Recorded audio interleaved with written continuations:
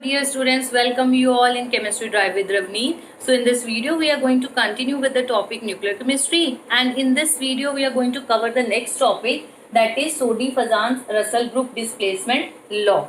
So ये जो law था हमें सोडी फजान और रसल ने दिया था 1911 टू 1913 में. सो ये जो लॉ है ये हमें क्या बताता है, as the name indicated displacement law, कि जब कभी भी किसी एलिमेंट की रेडियो एक्टिव डिके होता है, किसी भी पेरेंट एलिमेंट का रेडियो एक्टिव डिके होता है, तो क्या होता है कि जो नया एलिमेंट बना है, जो डॉटर एलिमेंट बना है, उसकी पोजीशन पेरेंट वाली नहीं रहती. वो पेरेंट की जितनी भी पोजीशन पे पेरेंट था पीरियोडिक टेबल में, सपोज कर लो कोई पेरेंट मॉलिक्यूल था वो 92 पोजीशन पे था, तो हो सकता है जो नया डॉटर एलिमेंट बना है वो 94 पे डिस्प्लेस हो गया, या फिर हो सकता है वो 90 पे डिस्प्लेस हो गया. All depends upon that what kind of decay it undergoes, कि उसमें अल्फा पार्टिकल लॉस हुआ है यानी कि अल्फा डिके हुई है, या बीटा पार्टिकल लॉस हुआ है यानी कि बीटा डिके हुई है. तो ये हम सारा जो है इस लॉ में पढ़ेंगे.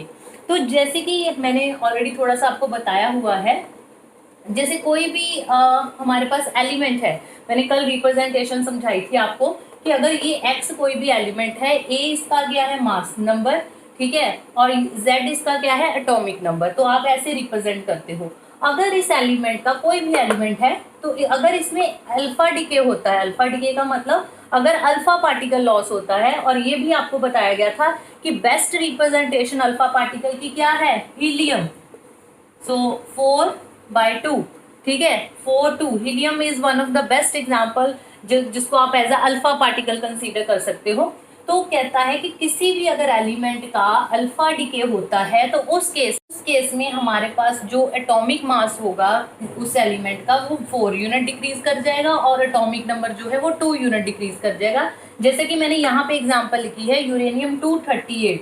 तो यूरेनियम 238 का अगर आप अल्फा डिके करते हो, जैसे आपने देखा मैंने यहाँ हीलियम लिखा हुआ है, हीलियम की रिप्रेजेंटेशन का मतलब ही ये है कि वहाँ अल्फा डिके हो रहा है. तो अगर यूरेनियम का आप अल्फा डिके करते हो, ये अगर एक पेरेंट एलिमेंट है, तो यहाँ से जो डॉटर एलिमेंट बना है, सो इस डॉटर एलिमेंट का अगर आप देखोगे, सो यहाँ पे एटॉमिक मास जो है वो 234 है, यानी कि 4 यूनिट वो कम हो गया. पहले 238 था पेरेंट का, जो डॉटर है उसका 234 हो गया, और अगर आप एटॉमिक नंबर देखोगे वो 2 यूनिट कम हो गया, वो 92 से 90 हो गया. सो ये होता है आपके पास अल्फा डिके. और जो रूल है हमारे पास, ये जो लॉ कहता है कि अगर आप पीरियोडिक टेबल, अगर मैंने यहाँ पे जैसे ये शो किया हुआ है आपको कि अगर ये पीरियोडिक टेबल की मैंने एक लाइन बनाई हुई है, अगर आपका सपोज कर लो जो पेरेंट था, वो पेरेंट जो था आपके पास, सपोज कर लो this is original element X A by Z, ठीक है, एक्स ए जेड जो है ये ओरिजिनल एलिमेंट है, पेरेंट एलिमेंट है. तो जैसे ही इसमें जो है A-4 होगा, मीन्स अल्फा डिके होगा, और Z-2 होगा, यानी कि एटॉमिक नंबर जो है वो 2 यूनिट जो है वो कम हो जाएगा ओरिजिनल एलिमेंट से. तो वो जो डॉटर वाला एलिमेंट बनेगा, यानी कि जो आपका प्रोडक्ट बनेगा, तो वो प्रोडक्ट जो है वो कहाँ पे बनेगा, आपके पास कहाँ शिफ्ट होगा, 1 2 position towards the left of the periodic table, ठीक है, लेफ्ट की तरफ उसकी पोजीशन होगी जो डॉटर नया जो आपके पास एलिमेंट बनेगा. अब अगर आप यही केस अगर आप देखते हो बीटा डिके में, ठीक है, बीटा पार्टिकल डिके में, तो आपको ये भी चीज बताई गई थी. बीटा पार्टिकल को हम क्या कहते हैं कि जब कभी भी बीटा पार्टिकल जो है वो अमिट होता है, हम लेके मानते हैं कि बीटा पार्टिकल मीन्स एक इलेक्ट्रॉन अमिट हुआ है, ठीक है, -1 0, यहाँ पे 0. सो यानी कि 0 का मतलब कि जो भी नया पार्टिकल आपके पास बनेगा, डॉटर पार्टिकल बनेगा, डॉटर न्यूक्लियर बनेगा, तो वो जो डॉटर न्यूक्लियर होगा उसके जो है मास में कोई चेंज नहीं आएगा, ठीक है, मास में चेंज नहीं आएगा, बट उसका Z+1 मतलब उसका एटॉमिक नंबर 1 यूनिट बढ़ेगा, ना कि कम होगा as compare to your alpha decay. तो अगर आप इस चीज को पीरियोडिक टेबल में रिप्रेजेंट करना चाहो, तो ये जैसे मैंने सपोज XAZ, अगर ये आपके पास सपोज कर लो this is the parent element, तो जो नया एलिमेंट बनेगा वो 1 यूनिट जो है वो आगे को शिफ्ट करेगा राइट की तरफ. ये याद रखिएगा कि अगर अल्फा डिके होता है तो 2 पोजीशन वो बैक जाएगा लेफ्ट की तरफ, ठीक है। और अगर बीटा डिके होता है तो एक यूनिट वो राइट की तरफ जो है वो नया जो एलिमेंट है उसकी पोजीशन वहां पे होगी, वो डिस्प्लेस होगा। यही हमारा जो है सोडी Fazan Russell group displacement law कहता है। डिस्प्लेसमेंट से याद रखना कि हमने डिस्प्लेसमेंट की बात करनी है about the position of the element, daughter element which is form from the parent element. ठीक है, सो यहां से आप याद रखिएगा लेफ्ट में जाएगा और ये बीटा वाला जो है वो राइट में शिफ्ट करेगा बाय 1 यूनिट और ये लेफ्ट में जाएगा बाय 2 यूनिट। तो क्वेश्चन जो है वो राइज हो रहा है कि ये जो बीटा डिके है, अल्फा डिके का तो समझ आता है कि अल्फा डिके में हीलियम जो है हमारे पास पार्टिकल निकला है। जब हीलियम एमिट होगा तो हमारे पास मास नंबर कम हो गया बाय 4 यूनिट और एटॉमिक नंबर कम हो गया बाय 2 यूनिट। अब अगर हमारे पास हम लिखते हैं कि जब बीटा मिशन होता है तो हम एक इलेक्ट्रॉन शो करते हैं बाहर, है ना, कि इलेक्ट्रॉन भी इमिट होता है। अब उसके बाद ये इलेक्ट्रॉन क्यों हुआ बाहर इमिट, एक्चुअल में ऐसा क्या हो रहा है न्यूक्लियस के अंदर कि ये इलेक्ट्रॉन इमिट हो रहा है। सो इन एक्चुअल, क्योंकि न्यूक्लियस के अंदर तो इलेक्ट्रॉन है ही नहीं, जब न्यूक्लियस के अंदर इलेक्ट्रॉन ही नहीं है तो ये इलेक्ट्रॉन आया कहाँ से। ये बाहर जब मिशन होती है, बीटा मिशन होती है जिसको हम कहते हैं also the mission of electron, तो ये इलेक्ट्रॉन कहाँ से आया। सो एक्चुअल में क्या होता है, the neutrons which are present in the nucleus, जो न्यूट्रॉन्स होते हैं they get converted into protons. तो न्यूट्रॉन जब प्रोटॉन में कन्वर्ट होता है उस टाइम पे हमारे पास जो है एक इलेक्ट्रॉन बाहर एमिट होता है। ठीक है, याद रखिएगा, neutron when converted to proton it emits the electron and that is called beta decay. So और इसीलिए अब यहाँ पे देखिए एक प्रोटॉन बढ़ जाएगा आपके न्यूक्लियस के अंदर। प्रोटॉन के बढ़ने की वजह से ही हम वहां पे लिखा था ना हमने कि x के बाद z+1a, कि z की वैल्यू 1 यूनिट बढ़ जाएगी, एटॉमिक नंबर 1 यूनिट बढ़ जाएगा। और आपको पता है कि एटॉमिक नंबर जो होता है that is equal to the number of protons, ठीक है, is equal to number of electrons. तो यहाँ पे हमारे पास एक प्रोटॉन यहाँ पे बढ़ गया जिसकी वजह से ही हमारे पास एटॉमिक नंबर जो है वो +1 हो गया यहाँ पे। ठीक है, सो ओवरऑल देखा जाए तो ये चीज हुई है वहां पे।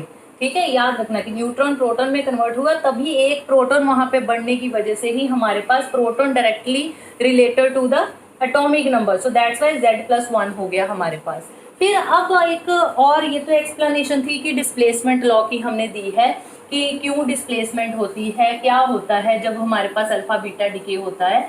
इसके अलावा भी हमारे पास एक एमिशन है that is a positron emission.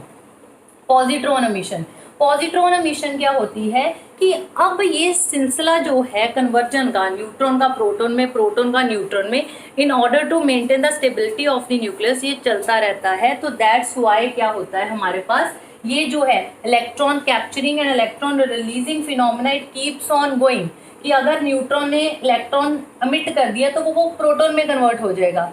अब अगर प्रोटॉन जो है वो इलेक्ट्रॉन को क्या कर लेगा, कैप्चर कर लेगा। अगर इलेक्ट्रॉन कैप्चर करेगा तो उस केस में हम कहते हैं पॉजिट्रॉन एमिशन।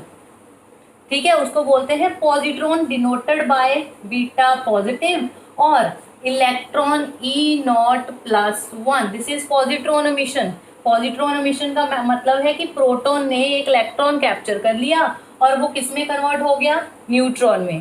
ठीक है, so this is the neutron proton जो है यू कैन से कि किस तरह वो आपस में जो है वो चेंज होते हैं। तो इसीलिए तो हमने कल वो लिखी थी रिएक्शंस पाई मैसॉन वाली, अगर आपको याद हो तो उसमें हमने किया था कि P में अगर आप, ठीक है, P का मतलब अगर प्रोटॉन वाली जो इक्वेशन है, अगर प्रोटॉन में आप एक इलेक्ट्रॉन यहाँ पे पाई ऐसे करके मैसॉन ऐड कर दोगे वो न्यूट्रॉन में कन्वर्ट हो जाएगा और न्यूट्रॉन जो है वो प्रोटॉन में कन्वर्ट होगा अगर वो पाई मैसॉन रिलीज कर देता है।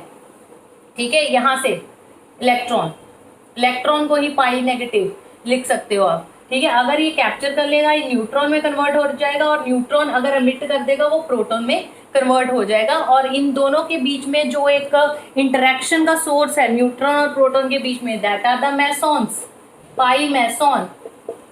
ठीक है, सो पाई मैसॉन्स की वजह से ही इनमें आपस में इंटरेक्शन होती रहती है, तभी तो मतलब ये सारी रेडियो एक्टिव डिसइंटीग्रेशन होती है। फिर ये जो हमने बताया है कि प्रोटॉन जो है ये इलेक्ट्रॉन कैप्चर करता है, कि इलेक्ट्रॉन कैप्चर करके न्यूट्रॉन में चला गया है ना, कन्वर्ट हो गया। अब बात आती है हमारे पास कि ये जो इलेक्ट्रॉन है इसके पास भी कहाँ से आ गया, प्रोटॉन के पास। तो कहा जाता है, ये एक हमारे पास दिया गया है कि अगर सपोज करो ये न्यूक्लियस है आपका, और न्यूक्लियस किसी भी आपने एलिमेंट का न्यूक्लियस ले लिया, तो न्यूक्लियस के बाहर, ठीक है, ये एटम है पूरा, न्यूक्लियस है, न्यूक्लियस के बाहर शेल है, न्यूक्लियस के बिल्कुल पास वाला जो शेल है दैट इज के शेल। तो कहते कि कोई इलेक्ट्रॉन सपोज कर लो के शेल से न्यूक्लियस में आ गया, ठीक है, के शेल से न्यूक्लियस में इलेक्ट्रॉन आ गया, वो इलेक्ट्रॉन आपके प्रोटॉन ने कैप्चर कर लिया और वो कन्वर्ट हो गया न्यूट्रॉन में, वहां वैकेंसी क्रिएट हो जाएगी के शेल में, और वहां पे के शेल में जब वैकेंसी क्रिएट हो जाएगी तो एक नेबरिंग वाला इलेक्ट्रॉन जो है वो यहाँ शिफ्ट करेगा। I am just drawing bit बिगर ताकि आपको ये प्रॉपरली दिख जाए। सो जैसा आप देखते हो यहाँ पे न्यूक्लियस है, मैंने बोला है, अगर यहाँ के शेल से कोई इलेक्ट्रॉन न्यूक्लियस में आता है, ठीक है, न्यूक्लियस में पड़े हुए हैं प्रोटॉन न्यूट्रॉन, न्यूट्रॉन में कन्वर्ट होना है प्रोटॉन ने वो इलेक्ट्रॉन कैप्चर कर लिया, कैप्चर करके वो कन्वर्ट हो गया न्यूट्रॉन में, यहाँ वैकेंसी जो क्रिएट हुई है के में, वहां पे कोई नेबरिंग वाला इलेक्ट्रॉन जो है वो वहां पे आ जाएगा। जब वो नेबरिंग वाला इलेक्ट्रॉन उस जगह पे आएगा तो कौन सी रेज एमिट होती हैं, गामा रेज। ये याद रखिएगा कि जब कभी भी कोई नेबरिंग इलेक्ट्रॉन जो है वो उस खाली जगह पे आएगा जहां से इलेक्ट्रॉन जो है वो न्यूक्लियस के पास गया है, तो तब उस समय जो रेज एमिट होती हैं that are called gamma rays, ठीक है। और एक ये जो इलेक्ट्रॉन कैप्चरिंग है इसको हम बोलते हैं के कैप्चर, दिस प्रोसेस, ये पूरा जो है इसको बोलते हैं के कैप्चर। तो अब फिर चेंज क्या होगा, क्या कुछ होगा, फिर वही चीज आएगी, एटॉमिक मास या फिर एटॉमिक नंबर में क्या कुछ चेंज होगा हमारे पास। तो जैसा आप देख रहे हो, मैंने यहाँ एग्जांपल लिखी है कार्बन की, तो देख रहे हो आप, अगर आपके कार्बन जो है वो बीटा पार्टिकल एमिट करता है, यानी कि इलेक्ट्रॉन एमिट करता है, अगर आपके पार्टिकल का बीटा डिके होता है तो मास नंबर में कोई चेंज नहीं आएगा। जैसा कि आप देख रहे हो 0 है बीटा पार्टिकल का मास, तो वो अपने साथ कोई मास नहीं लेके गया, बट उसका एटॉमिक नंबर जो है वो 1 यूनिट बढ़ जाएगा, ठीक है, उसका एटॉमिक नंबर 1 यूनिट बढ़ेगा। क्यों बढ़ेगा, क्योंकि प्रोटॉन यहाँ पे बढ़ा है जब बीटा पार्टिकल बढ़ा है, ठीक है, बीटा पार्टिकल जब अमिट हुआ तो प्रोटॉन बढ़ा है, प्रोटॉन अमिट होने की वजह से ही हमारे पास एटॉमिक नंबर 1 यूनिट जो है वो इंक्रीज किया है।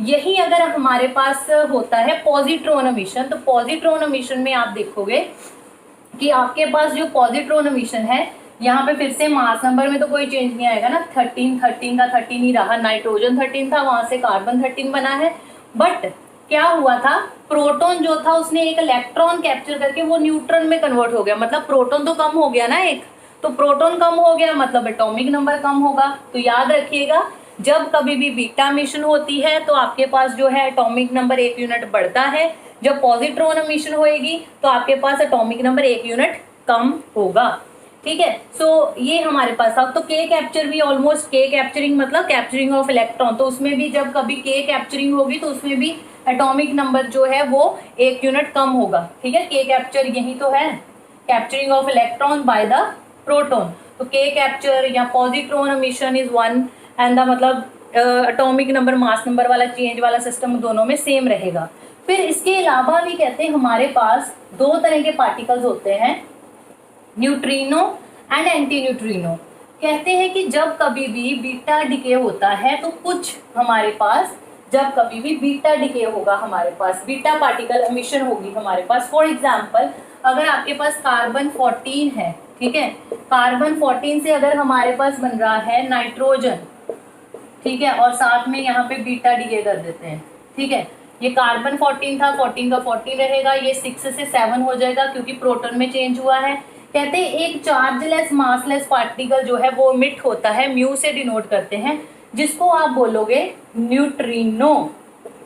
चार्जलेस मासलेस पार्टिकल, कोई इफेक्ट नहीं है, वैसे पार्टिकल एमिट हुआ है, chargeless massless particle only during beta decay, उसको बोलेंगे न्यूट्रिनो। अब इसी तरह हमारे पास जब हमारे पास पॉजिट्रॉन एमिशन होती है, हम एग्जांपल ले लेते हैं ऑक्सीजन से नाइट्रोजन सपोज, और आपको पता है पॉजिट्रॉन हम +1 से लिखेंगे, ठीक है, और इसमें आप ले लो 8 एंड 7, तो हमारे पास अगेन जो है म्यू बार, ठीक है, ऐसे करके म्यू बार से डिनोट करोगे, again 1 chargeless massless particle is emitted that is called anti neutrino, anti neutrino, और ये सिर्फ होगा जब पॉजिट्रॉन एमिशन होगी, पॉजिट्रॉन एमिशन। सो ये था सारा Soddy Fajans rule and about neutrino anti neutrino particle. अब नेक्स्ट जो है वीडियो में हम करेंगे कुछ न्यूमेरिकल्स इसी टॉपिक से रिलेटेड और डीके सीरीज। Thank you.